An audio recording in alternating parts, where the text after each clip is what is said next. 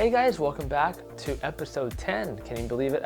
10 episodes of watch takes on watches with Oliver. This is going to be the Christmas edition. So happy holidays, Merry Christmas to all of you guys out there. Hope you guys are having fun with your friends and family on this Christmas weekend. So for today, we've got for our 10th episode, a watch review on the Bulova Oceanographer Snorkel. So as many of you guys know, Bulova released a reissue of the Oceanographer lineup, and for the US, they released a lot of 44 millimeter versions of it. However, internationally, there were 41 millimeter versions of it. So what I have here is the Bulova Oceanographer Snorkel Automatic 41 millimeter. This one is reference number 96B343. And we will be reviewing this today, but there's something different about this particular one. So I happened to modify it. Yes, I modify it. It has a 60-hour power reserve, and it also has hacking function. Now, hacking function, it's useful if it's, I would say if it's a chronometer certified watch, but if you like to sync your watches, right on the dot, it's definitely important. But other than that, hacking, it doesn't really make a difference for me. However, there were versions, I guess, of this particular model that did have hacking. But most of them, as far as I know, based on the Miyota 8215 movement, did not have hacking. So we are definitely going to go ahead and look into this watch for a deeper dive and see how and what I did exactly with it to make it have a 60-hour power reserve. But before we go there, I am wearing my Bulova Oceanographer A surfboard, as you can see right here, reference number 98A252.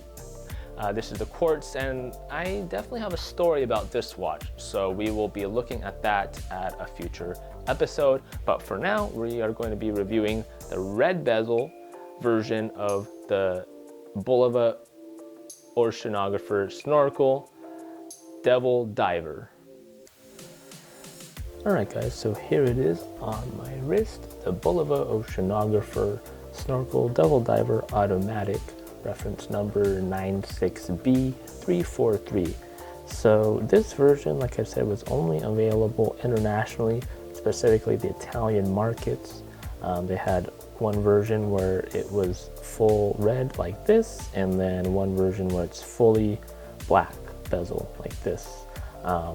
Just to get the dimensions out of the way, it is a 41 millimeter case, 19 millimeter lug width, 15.1 millimeters in height, with a compact 44 lug to lug. So it wears nicely on the wrist. It's very compact and it fits pretty well. The sapphire glass is a boxed sapphire glass. As you can see, it's protruding. There is anti-reflective coating on the inside. The bezel is interesting because it does have a mineral glass on top of it. So it has a nice sheen and it protects the bezel from any dings or scratches or any damage to it. It is a coin edge bezel, so it's pretty easy to grasp. It's a 120 click bezel. As you can see, the sounds are pretty clicky and the feel is pretty satisfying as well. There is very little back play and it is easy to maneuver. The bracelet's pretty interesting. It has a 5-link design. Right here is the Bulova stamped clasp with a deployment clasp right here, release, and a flip buckle right here.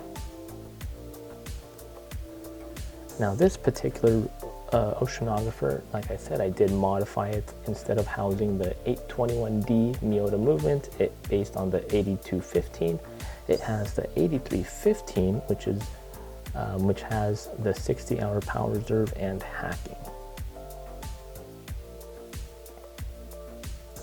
As you can see, it fits very comfortably on the wrist. We'll take a look at the bracelet and the inside. The bracelet right here is, like I said, a 5-link design. It is very unique and it is very sturdy, as you can see right here.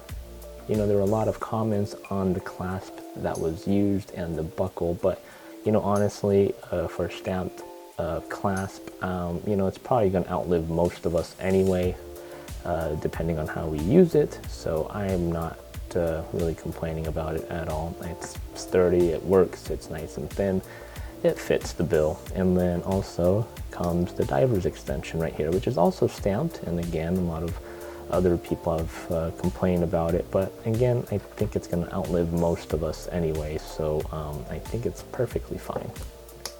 Now, Bulova didn't have to do this, but like I said, they used 5 separate links here, 2 polished ones on the outer edges, and in the center is brushed. So if we actually take a look at one of the links here, you could kind of see the design of it. Right here, so you can see it's like a separate link, which I don't think Bulova needed really to do, but they did anyway. You know, they could have just stamped the sheet metal to make this line design, I guess, but they didn't. They included separate links for each of them here, so you got a 5-link design. So, you know, the bracelet's pretty high quality. It's a very sturdy bracelet, definitely going to outlast most of us in the way they use in the way we use it. And you know, I have taken it out in the water, out in the beach, and you know, and again, it's very sturdy and very durable for its design. It does have this push button deployment clasp right here, which is nice because it offers extra security to stay on the wrist, and it won't just snap off. But you know, you also have this second flip buckle right there.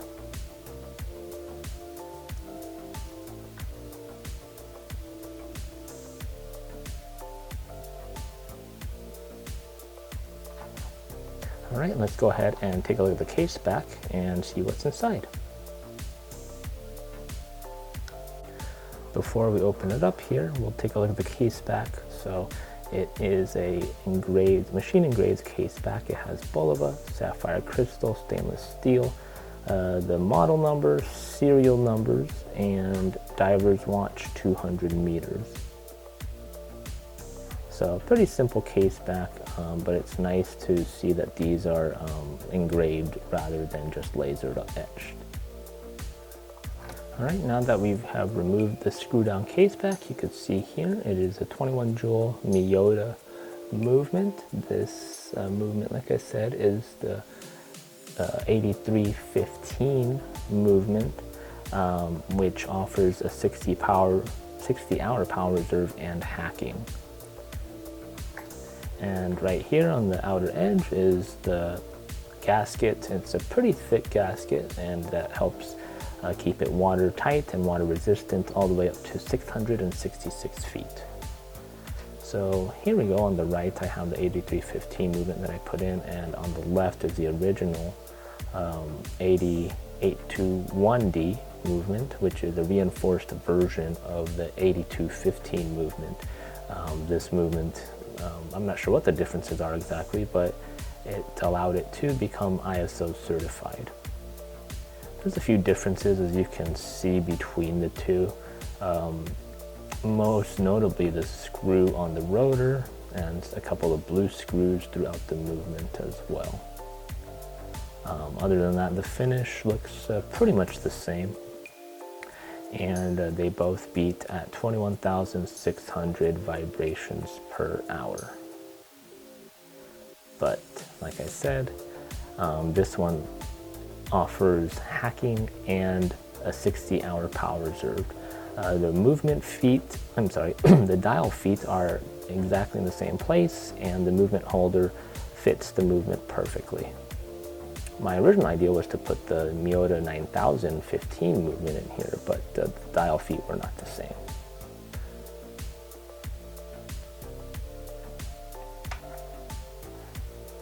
So it is a bi-directional rotor movement, so it only winds in one direction, and you know, like all other Miyotas, this one is notorious for being noisy.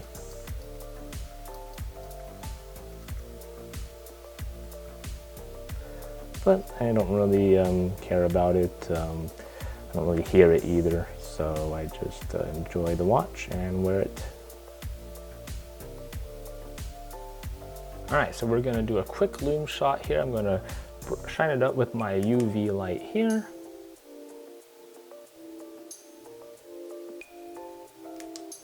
And as you can see, it shines pretty bright. You see also the illuminated triangle, the hour markers, the minute and hour hand, along with the lollipop second hand. They all glow in the dark. Now, obviously, from the initial lighting, it's super bright. However, it does stay lit for a long period of time throughout the night. A bit more dimmer than this, but it's still completely legible and easily readable. And it lasts for at least 12 hours in the dark. You know, your eyes do get used to adjusting to it, but you can definitely see here that it does glow in the dark pretty well. Now, I'm not sure what it's using, whether it's Super Luminova or BGW9. There's really no info on that, but whatever it is, it glows pretty nicely throughout the night. All right, so now you guys got to see the inside of my Bulova Oceanographer automatic snorkel devil diver watch. What do you guys think? So, you know, personally, I think this is the way the watch should have came out. Should have came out with hacking and a 60-hour power reserve. I think that would have been awesome, and a lot of people would have liked it. The compact 41mm case is very ideal, so I'm not sure why exactly they released the 44mm one, but you know, to each their own. I'm sure a lot of people enjoyed also the 44mm version as well. But I definitely am glad I added this to my collection. You know, this was actually just like more of a last minute buy, but I had to get the red bezel just to be a little bit different from the rest of the Oceanographers out there. And since the case dimensions were just perfect for my wrist, I just had to get it, because I did wear the 44mm version, and while it still wears compact, I could feel its weight and its width, so it just was not for me, but it might be for you. But this red bezel definitely stands out. I definitely do enjoy the longer power reserve on this watch, and it's definitely a keeper in my collection and should be also in your collection as well. Well, that about covers it for my review of the Bulova Oceanographer Snorkel Devil Diver 41mm diver's watch. You know, feel free to comment, like, share the video. Your comments mean a lot to me, and your feedback definitely means a lot. But hopefully you enjoyed this video, and once again, happy holidays, Merry Christmas to everyone, and we'll see you in the next episode. Take care.